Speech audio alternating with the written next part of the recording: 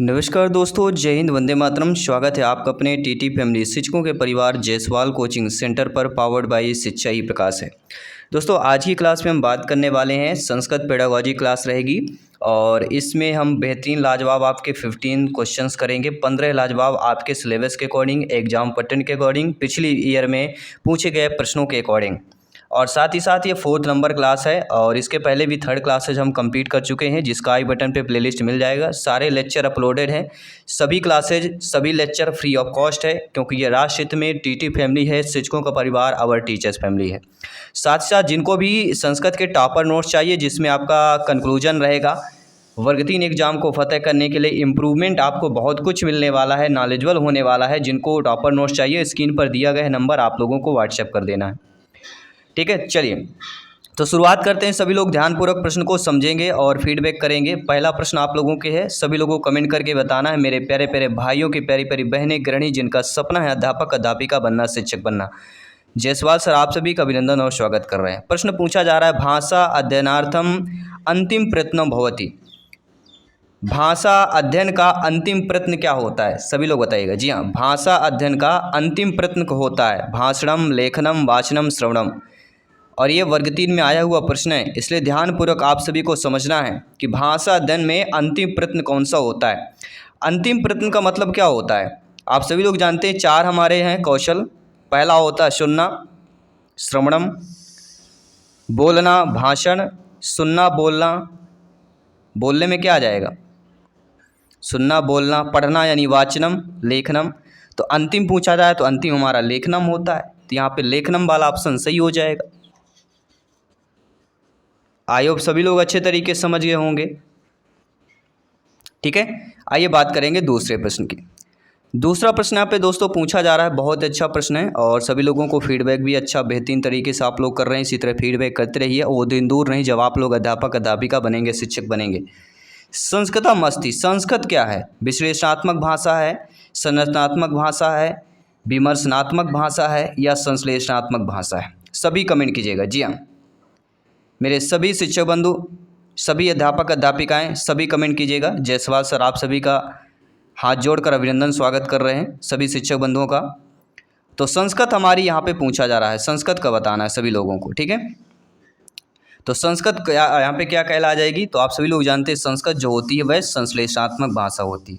संश्लेषण होता है इसमें। संश्लेषण मतलब क्या होता है? सभी लोग जानते होंगे। विश्लेषण और संश्लेषण यानी 5 उंगली है, उंगली को मुट्ठी बांध देना संश्लेषण, मुट्ठी को खोल देना विश्लेषण। 60 रूप में आप समझ लीजिए। आइए बात करेंगे अगले प्रश्न की। श्याम फलकस्य अधिकोपयोगिनाम इत्थम परामर्शई है कस्मिन् सिद्धान्ते अस्ति? अभ्यास सिद्धान्ते, सक्रियतया सिद्धान्ते, रुचि सिद्धान्ते, मौखिक कार्यस्य सिद्धान्ते। यहाँ पे प्रश्न पूछा गया, बहुत अच्छा प्रश्न है कि श्याम फलकस्य अधिक उपयोग मित्तम। अगर श्याम जो है फलक का अधिक उपयोग कर रहा है तो ऐसा परामर्श कौन से सिद्धांत में होगा कि श्याम फलक का अधिक उपयोग किया जाए? तो वह होता है आपका रुचि सिद्धांत। श्याम फलक का अधिक उपयोग का परामर्श जो है कस्मिन् सिद्धान्ते अस्ति, रुचि सिद्धान्ते अस्ति, रुचि सिद्धांत हो जाएगा। इसके बाद अगला प्रश्न पूछा जा रहा है कि वाग रूपम भाव प्रकटम इक्तम तम किम। अर्थात वाग रूप में, भाव प्रकट में, इक्तम तम की, इनमें से क्या होगा? भाषण होगा, लेखन होगा, पठनम होगा, श्रवणम होगा। तो आप सभी लोग जानते समझते हैं कि वाग रूपम भाव प्रकटम इत्युक्ते किम, कौन सा होगा? तो वाग रूप में भाव प्रकट, इनमें से कौन सा हो जाएगा? वह होगा भाषण। क्या हो जाएगा यहाँ पे? भाषणम हो जाएगा। First option is the right answer. और ये आपके एमपीटेटिव वर्ग 2 में आया हुआ प्रश्न है, लैंग्वेज में, ध्यानपूर्वक समझिएगा। अगला है, लौकिका नाम ही साधु नामार्थम वागानुवर्तते इत्यादिकम पद्यम कुतः गृहीतम? अभिज्ञान शाकुंतलात्, उत्तर रामचरितात्, मत्स्यकटिकात् या मुद्रा राक्षसात् की बात कर रहे हैं। तो लौकिक में लौकिका नाम ही साधु नामार्थम वागानुवर्तते। लौकिक में साधु नाम जो वर्तते होता है, इसमें से कौन से पद से लिया गया है? लौकिका नाम ही साधु नार्थम वागान वर्तते, इनमें से किस पद से लिया गया है? अभिज्ञान शकुंतलम, उत्तर रामचरित, मृच्छकाटिकात या मुद्रा रक्षास। तो ये जो पंक्ति है, ये पद है किससे ली गई है, किस पद से ली गई है? तो अगर आप लोग पढ़े होंगे तो सभी लोग जानते होंगे, उत्तर रामचरितात की पंक्ति है, लौकिका नाम ही साधु नामार्थम वागानुवर्तते। अगर ऐसा कुछ आता है तो आपको किस ऑप्शन में जाना है? उत्तर रामचरित के ऑप्शन में जाना है। उत्तर रामचरित, अभिज्ञान शकुंतलम, उत्तर रामचरित और अभिज्ञान शकुंतलम, इन दो टॉपिक से संस्कृत में पूछा जाता है पेडागोजी शिक्षा शास्त्र में, तो ध्यानपूर्वक समझिएगा।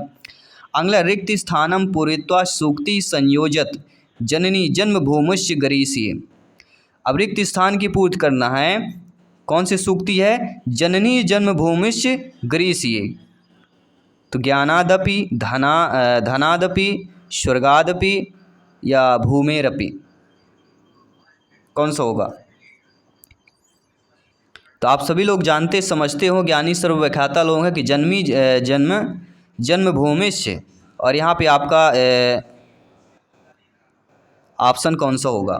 जननी जन्मभूमिश्च खाली स्थान गरीयसी। तो यहाँ पे जो राइट ऑप्शन हो जाएगा, सभी लोग जानते हैं, वह होगा स्वर्गादपि। जननी जन्मभूमिश्च स्वर्गादपि गरीयसे, third option is the right answer. आइए बात करेंगे अगले प्रश्न की। सभी brothers and sister and teacher सभी कमेंट कीजिएगा, फीडबैक करते रहिएगा, तैयारी जारी रखिएगा, क्योंकि वर्ग 3 एग्जाम को 101% इस बार फतेह करना है। तो यहाँ पे सत्संगति है किम ना करोति पुंसाम इत्तत रिक्त स्थानम पूर्यता सुक्तमिमाम निर्मापयत। अब यहाँ पे देखना कि सत्संग के बाद खाली स्थान है, तो यहाँ पे बताना सत्संग खाली स्थान किम ना करोति पुंसाम, रिक्त स्थान की पूर्ति करना है। सूक्ति दी गई है, भाषाय, कथय, वदत, गदत। तो सत्संग किम ना करोति पुंसाम, तो आप सभी लोग जानते हैं कि कथय, राइट ऑप्शन क्या होगा यहाँ पे? कथय। सत्संग कथय ना करोति पुंसाम, बाकी भाषय होता है, वदत होता है, गदत होता है। तो यहाँ पे कथय इज द राइट आंसर है, और ये सीटेट में आया हुआ प्रश्न है, तो ध्यानपूर्वक समझना है, फीडबैक करना है। अगला प्रश्न है कि छात्राई है श्रवण अपेक्षाय पठनेन अधिकम ज्ञानम समुपार्जयन्ति इति परामर्शैः विद्यते। अर्थात छात्रों में श्रवण की उपेक्षा को पढ़ने से अधिक ज्ञान जो है समर्पित या समुपार्जन होता है। यह परामर्श विद्यते कौन सा होगा? पठन कौशल होगा, भाषण कौशल, लेखन कौशल या श्रवण कौशल होगा। तो छात्र में श्रवण की अपेक्षा पढ़ने में अधिक ज्ञान जो होता है, मतलब सुनने की अपेक्षा पढ़ने में, तो कौन सा कौशल कहला जाएगा? सुनने की अपेक्षा पठन में अधिक ध्यान दिया जाए, तो पढ़ने में अधिक ध्यान दिया जा रहा है, मतलब वह पठन कौशल ही होगा। ठीक है, तो first option is the right answer हो जाएगा। आइए बात करते हैं अगले प्रश्न की।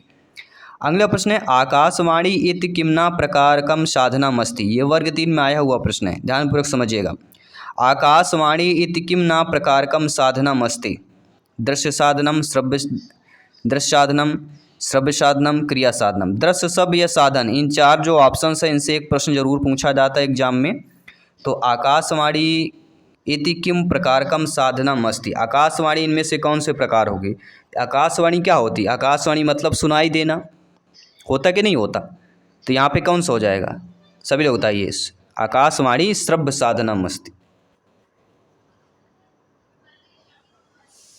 आइए बात करेंगे अगले प्रश्न की। अगला प्रश्न है पाठ पुस्तक निर्माणे आंतरिक परिच्छेद सिद्धांत भवति। पाठ पुस्तक के निर्माण में आंतरिक पक्ष का सिद्धांत कौन सा होगा? रोचकता होना चाहिए, व्यवहारिकता होनी चाहिए, सौदेश्यता होनी चाहिए, पूरकता, त्रयप, यानी इन तीनों होंगे।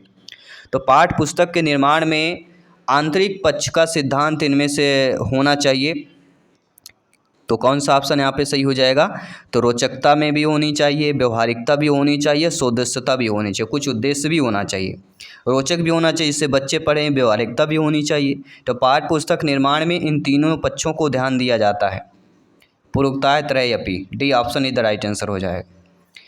आइए बात करेंगे अगले प्रश्न की, और ये आपके राजस्थान शिक्षक भर्ती और सी-टेट में आए हुए प्रश्न है, ध्यानपूर्वक समझिएगा। रिक्त स्थान पूर्णम सत्य सत्य निर्णय, रिक्त स्थान को सत्य सत्य के रूप में बताना है कि बहु समाधान प्रश्नचाश्चित्यते प्रकारैः कस्याः परीक्षाः सन्ति। बहु समाधान प्रश्न में इनमें से कौन से प्रकार का परीक्षा होगा? शलाका, वस्तुनिष्ठ, निबंध या अंत्याक्षरी परीक्षा है। अब देखिए बहु समाधान प्रश्नचाश्च की बात कर रहे हैं, तो बहु समाधान अगर प्रश्न है उस प्रकार के प्रश्नों को कौन सा परीक्षा बोलेंगे या किस परीक्षा का प्रकार हो जाएगा? तो आप सभी लोग जानते हैं यह हमारा हो जाएगा वस्तुनिष्ठ परीक्षा का।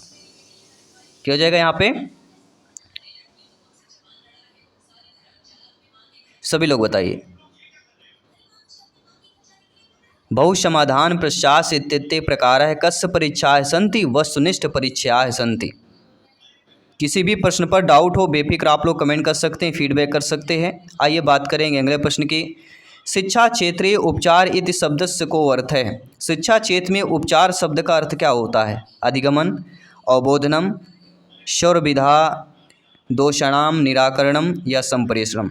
देखिए शिक्षा के क्षेत्र में जो उपचार शब्द है ना, कहते हैं उपचार कर देना। एक मेडिकल लाइन में उपचार अलग होता है, ट्रीटमेंट जिसे बोलते हैं। तो उपचार हो गया प्राथमिक उपचार या अन्य चीज़ें जो होती हैं, लेकिन ये उपचार शिक्षा में करना है, मतलब जो बच्चा गलती करा उसका उपचार है। तो इसको शब्द में क्या बोला जाएगा? शिक्षा के क्षेत्र में उपचार शब्द को अर्थ क्या होता है? तो इसका अर्थ होता है सर्वविध दोषाणाम निराकरण। सभी विधियों के जो दोष हैं उनको निराकरण करना ही शिक्षा क्षेत्र में उपचार का अर्थ होता है। अगला प्रश्न है स्वतंत्रता परम आचार्य नरेंद्र देव समिति बहुविधि मूल्यांकन निमित्तम सर्वप्रथम कदा अनुसंधिवती। यानी स्वतंत्रता परम में आचार्य नरेंद्र देव जो समिति है बहुविधि मूल्यांकन में सर्वप्रथम कब जो है आई हुई थी? सभी लोग बताइएगा, ये सर्वप्रथम कब आई थी आपके? 1948 वर्ष ही है, याद रखिएगा, आचार्य नरेंद्र देव समिति। आइए बात करेंगे अगले प्रश्न की। शैक्षिक अनुसंधान प्रशिक्षण परिषदाः कतमे आंतरिक मूल्यांकनस्य योपरि बलम दत्तम। शैक्षिक अनुसंधान में या शैक्षिक अनुसंधान प्रशिक्षण परिषद में कौन सा आंतरिक मूल्यांकन में सबसे बल दिया जाता है? 1965, 75, 47 या 67 बलम दिया गया था। शैक्षिक अनुसंधान प्रशिक्षण परिषद में कौन कतमे यानी कब जो है आंतरिक मूल्यांकन में सबसे अधिक जो है बल दिया गया था? तो कब दिया गया था? तो आप सभी लोग जानते हैं 1975 1975 में दिया गया था। ध्यानपूर्वक समझ लीजिएगा और फीडबैक कर लीजिएगा। देखिए मूल्यांकन को साक्ष्य एकत्र करने और परिणामों से संबंधित निर्णय लेने की प्रक्रिया के रूप में संदर्भित किया जाता है। और छात्र प्रदर्शन का आकलन दो प्रकार से होता है। प्रश्न आ गया कि छात्र प्रदर्शन का आकलन कितने प्रकार से होता है? तो दो प्रकार से होता है। पहला प्रकार होता है आंतरिक मूल्यांकन और दूसरा होता है बाह्य मूल्यांकन।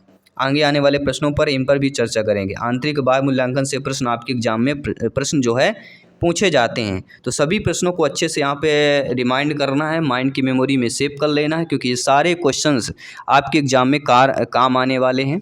तो सभी लोगों को ध्यानपूर्वक समझना। आइए बात करते हैं अगले प्रश्न की कि राष्ट्रीय शिक्षा नीति कार्य योजना कदा संगठिता अभवत? 1968 तमे वर्षे, 1950 वर्षे, 1966 तमे वर्षे, 1968 तमे वर्षे। यानी कि राष्ट्रीय शिक्षा नीति की जो कार्य योजना है कब संगठित किया गया था?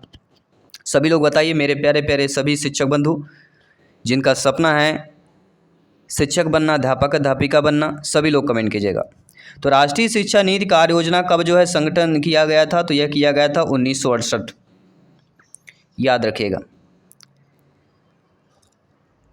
आइए बात करेंगे अगले प्रश्न की, जो आप सभी के लिए मॉक क्वेश्चन के रूप में प्रश्न रहेगा। 15 प्रश्न ऑलरेडी हम कर चुके हैं, ये सभी प्रश्न मॉक क्वेश्चन के रूप में रहेगा कि छात्राणाम भाव प्रकाशनस्य शक्तैः विकासः भवति।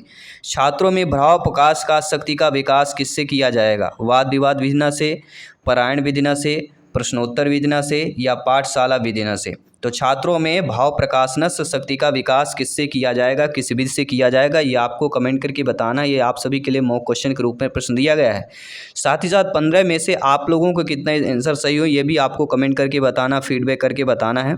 बाकी सभी क्लासेज आपको मिल जाएंगे, सभी lecture free of cost already हमारे यूट्यूब चैनल पर अपलोडेड है। साथ ही साथ इंस्टाग्राम फेसबुक पेज को जरूर फॉलो कीजिए ताकि सभी अपडेट आपको मिलता रहे। टेलीग्राम चैनल ज्वाइन कीजिए ताकि जो क्लासेज के ये PDF है आपको प्राप्त हो जाएगा। तो आई होप सभी लोग समझ गए होंगे। आइए बात करते हैं आपके नेक्स्ट क्वेश्चन नेक्स्ट क्लास में मिलते हैं। तो सभी लोग जुड़े रहिए, प्रिपरेशन को मजबूत कीजिए और तैयारी इस बार इस तरह से कीजिए कि 101% एग्जाम को फतेह कर सकें। तो धन्यवाद सभी का। जय हिंद, वंदे मातरम।